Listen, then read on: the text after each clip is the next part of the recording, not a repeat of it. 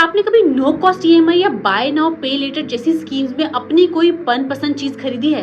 क्या आप जानते हैं कि ऐसे किसी नो कॉस्ट ईएमआई वाली स्कीम में आप एक्चुअल कॉस्ट से लगभग 9% ज्यादा पे कर रहे हैं? जी हाँ, 9%। मतलब अगर आपने अपना पसंदीदा स्मार्टफोन ऐसी नो कॉस्ट या बाय नाउ पे लेटर जैसी स्कीम्स के अंडर लिया है और वो 30,000 की कॉस्ट का है, तो इन स्कीम्स के अंडर अगर आप वो फोन लेते हैं तो वो आपको लगभग 32,700 रुपए के आसपास का पड़ता है। शॉकिंग है ना? ये सब जीरो इंटरेस्ट के नाम पे।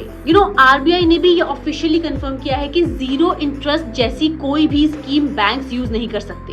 पर सवाल ये उठता है कि आखिरकार फिर ये एक्स्ट्रा पैसा कहाँ से आ रहा है और कहाँ जा रहा है? मतलब क्या ये कंपनीज हमसे झूठ बोल रही हैं? चलिए जानते हैं इसी सच को, ऐसा सच जो आपको कोई भी ऐसा ई कॉमर्स प्लेटफॉर्म या बैंक नहीं बता रहा है। सबसे पहले ये समझते हैं कि ये नो कॉस्ट ईएमआई या ऐसे कोई पे लेटर वाली स्कीम्स में आखिर होता क्या है।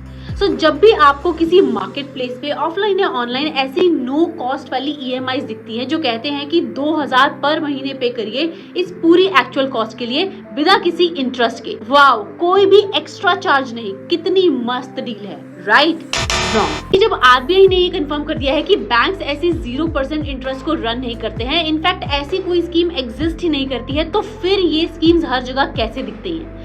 बहुत ही सिंपल तरीका है इसे एग्जिस्ट करवाने का कि कंपनीज अक्सर ऐसी स्कीम्स में इंटरेस्ट को डिसगाइज कर देती हैं। And one shocking revelation is that research shows कि ऐसी नो कॉस्ट ईएमआई वाली स्कीम्स को यूज करने वाले लोग लगभग 9 से 17% एक्स्ट्रा पे करते हैं ऐसी स्कीम्स के अंदर। मतलब 17% का जानते हैं आप क्या हुआ?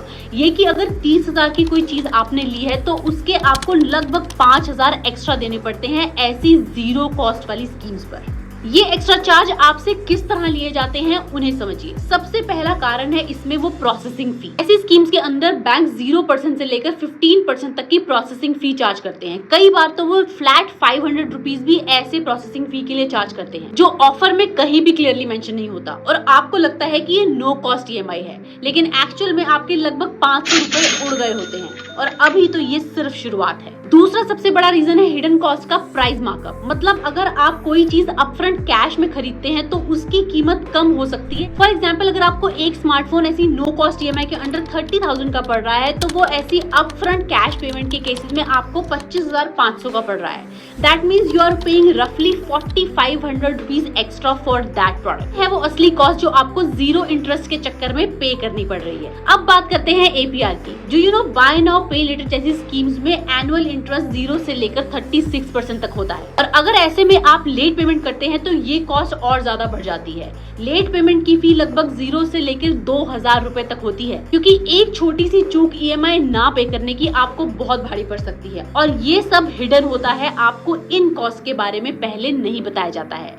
Another thing जहाँ पर आप एक्स्ट्रा कॉस्ट पे करते हैं वो होती है कई तरह की सेल्स जो ऐसे ऑनलाइन मार्केट प्लेसेस पे लगती हैं। आप जानते हैं कि Amazon Great Indian Festival sale में हर 4 में से एक प्रोडक्ट ऐसी ही बाय नाउ पे लेटर या जीरो कॉस्ट ईएमआई पर खरीदा जाता है, लेकिन इसके चक्कर में जो कैश पेमेंट करने पर आप 5 से 10% का एक्स्ट्रा डिस्काउंट होता है वो मिस कर जाते हैं। अब मैं आपसे क्या एक ऑनेस्ट क्वेश्चन पूछूं, आप बताइए कि आपने कभी नो कॉस्ट ईएमआई या फिर ऐसी बाय नाउ पे लेटर वाली स्कीम्स के अंडर कुछ भी ऐसी चीज खरीदी है जो अगर आपको अपफ्रंट कैश पे करके खरीदनी पड़ती तो शायद आप ना खरीद पाते? मैं आपसे इसलिए पूछ रही हूँ क्योंकि एक शॉकिंग रेवलेशन हुआ है एक रिसर्च के बाद, जहां पर 60% ऐसे लोग जिन्होंने bye now pay letter schemes के अंडर कोई भी प्रोडक्ट्स लिए हैं, उन्होंने ये एडमिट किया है कि उन्होंने अपनी कैपेसिटी से ज्यादा स्पेंड करके उस प्रोडक्ट को इस स्कीम के रीजन से लिया है। ये स्कीम्स हमें साइकोलॉजिकली बहुत ज्यादा मैनिपुलेट करती हैं। हमें लगता है कि अभी पे नहीं करना, लेकिन ओवरऑल हम इन स्कीम्स के अंडर ज्यादा ही स्पेंड कर जाते हैं। और अगर कहीं आपने मल्टीपल प्रोडक्ट्स खरीद लेते हैं ऐसे बाय नाउ पे लेटर या फिर जीरो कॉस्ट ईएमआई वाली स्कीम्स के चलते,